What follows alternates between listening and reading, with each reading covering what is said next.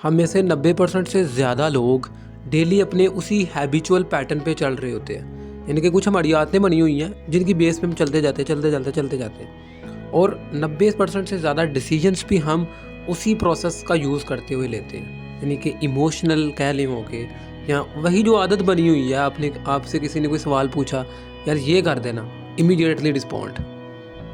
ये जो एक हैबिट बनी हुई है हमारी, जो कि सबकॉन्शियस माइंड में डीपली रिवायर है, ये एक जगह पे तो ठीक है कि हमारी मेंटल एनर्जी बच जाती है। जब भी हम, मान लो कोई हमें बंदा किसी काम को करने को कह रहा है और वो काम हम बार बार करते आए हैं, प्रैक्टिस हुई है, तो हम उसको बिना जहन लगाए, सोच लगाए कर देते हैं। एक जगह पे तो ये ठीक है।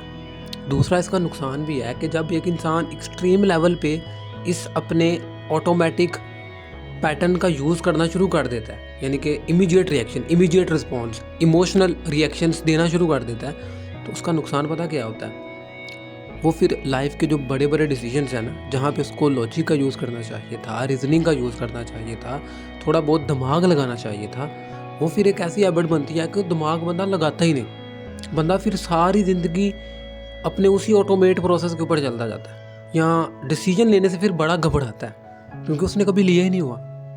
वो तो सारा अपना ज़िंदगी ऑटोमेट प्रोसेस पे गुजारता हुआ आया है और उसी में वो कंफर्टेबल है, आगे भी वो ऐसे ही जाना चाहता है। तो इससे नुकसान ही होगा कि एक तो आपकी डिसीजन मेकिंग स्किल्स वीक हो रही हैं, दूसरा आप अपने लॉजिकल ब्रेन का यूज़ नहीं कर रहे। वो फिर एक टाइम के बाद जाके यूजलेस हो जाएगा, ऑटोमेट हो जाएगा। यानी कि बाद में, अभी तो टाइम है ना आपके पास कि आप चाहें तो आप इसको बदल सकते हैं, रीवायर कर सकते हैं।